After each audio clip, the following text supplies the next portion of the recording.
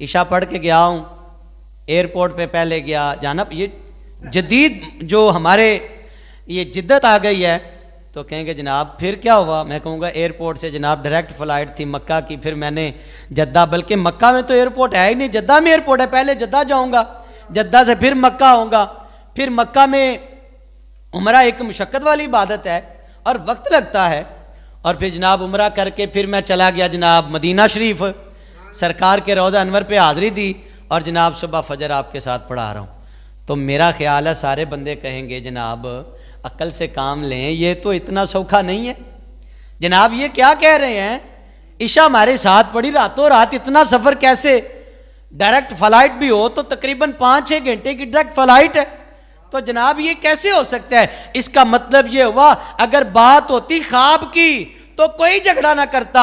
मुस्तफ़ा जिस्म की आंखों के साथ दामकाम पे तशरीफ लेके गए हैं। बात होती अगर ख्वाब की तो उधर झगड़े। मैं अल्लाह करे अल्लाह सबको हुजूर के मदीने का दीदार नसीब फरमाए। मैं आपसे कहूँ जनाब, मैं रात बड़ा प्यारा खूबसूरत ख्वाब देखा है। मैं जनाब इशा पढ़ के सोया, फिर मैंने अल्लाह ने करम किया, सोना ख्वाब आया, मैंने उम्रा किया, उम्रा करके मदीना शरीफ गया, सुबह नमाज फ़जर के साथ आपके साथ हूँ। तो आप कहेंगे जी माशाल्लाह बड़ी बात है जी, सुबहान अल्लाह, बड़ी सोनी ख्वाब है जी। मियाँ अगर ख्वाब की बात होती तो झगड़ा करने की क्या ज़रूरत थी। उस वक्त के बड़े अक्लमंद लोग जो थे, जिन्होंने माज़ल्लाह सुम्मा माज़ल्लाह अल्लाह से दुश्मनी मोल ले रखी थी, जो कुरान को कुरान नहीं मानते थे, मुस्तफ़ा के फरमान को नहीं मानते थे, उन लोगों ने सर जोड़ के मीटिंग की और खाना काबा के सेन में मीटिंग की।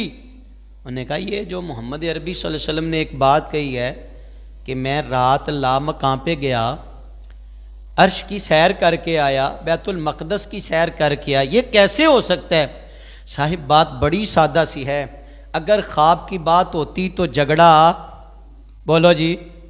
और आज भी लोग, कुछ अक्लमंद लोग, मुसलमान लोग, हम झगड़ा करने वाले लोग ही नहीं हैं। हम तो प्यार से अपनी बात को समझाते हैं। किसी की समझ में आ जाए तो सुभान अल्लाह, ना आए तो भाई तेरे मुकद्दर। भाई अगर ख्वाब की बात होती, रूहानी मेराज होती, तो फिर अबू जाल जैसे इस बात पे लड़ाई ना करते, झगड़ा ना करते, ववेला ना करते, एक जलजला बपा ना होता।